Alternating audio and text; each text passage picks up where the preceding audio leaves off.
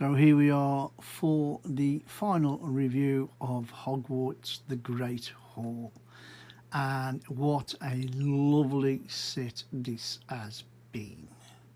So we have the proper actual Lego set, which is set number 75954, and it is for children really, or anybody really aged between 9 to 14, although the 14 I think should be any number, because as you know, I'm not the only adult to have built this. I'm sure there's loads more. Absolutely lovely build, and we're going to start with the minifigs. We did build them at different stages, but I'm going to run through them all at the same time. Try not to miss anybody. So in the order of the box, it goes Hagrid, Peeves, Professor Quirrell, Professor McGonagall, Dumbledore, Malfoy,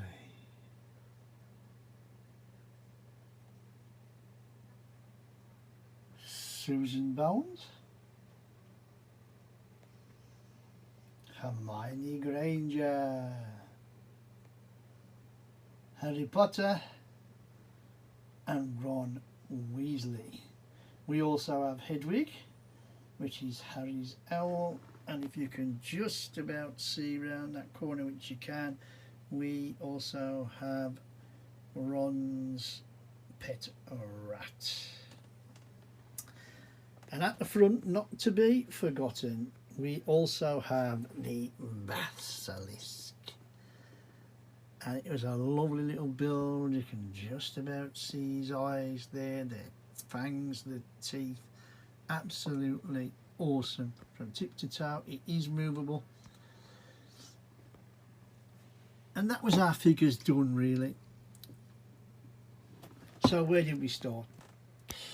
We actually started with, you can't really see just about the grey plates behind the figures, so we built up two large bases.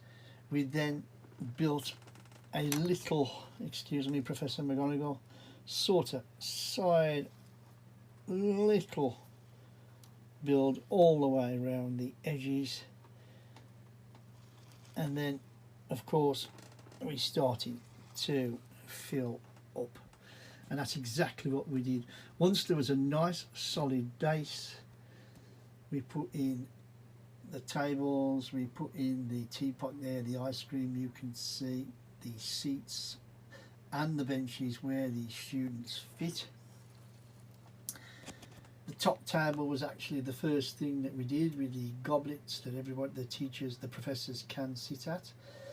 And then we also did the fireplace, which was nice. It started off with the bottom of the fireplace and then the top was added later, but that doesn't matter.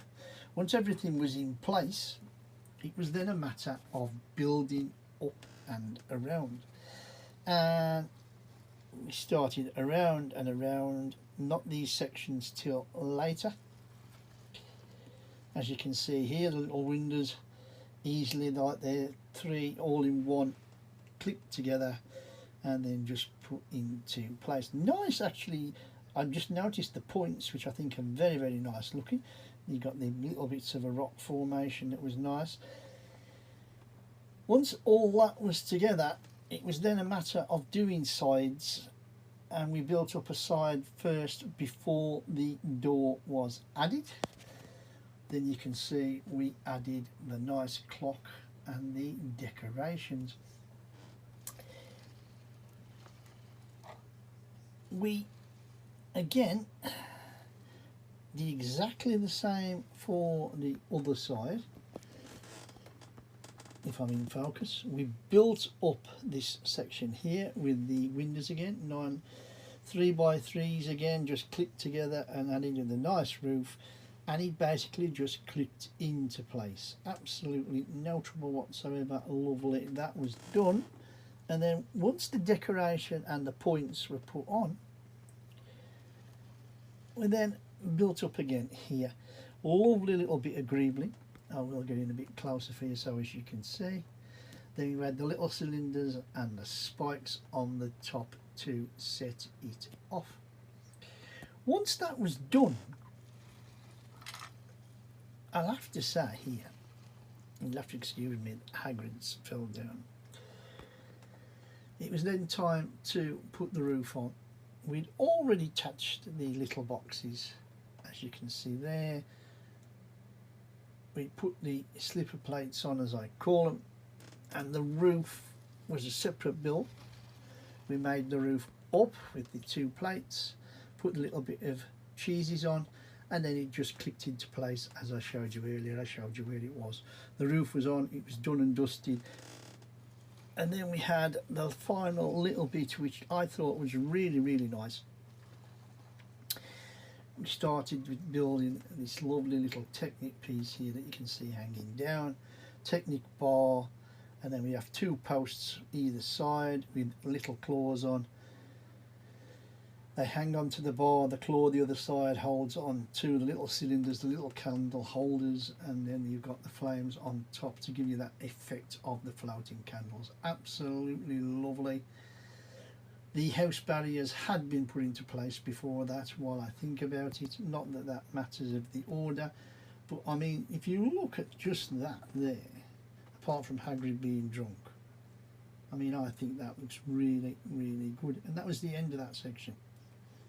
That was basically up to section 5 there then.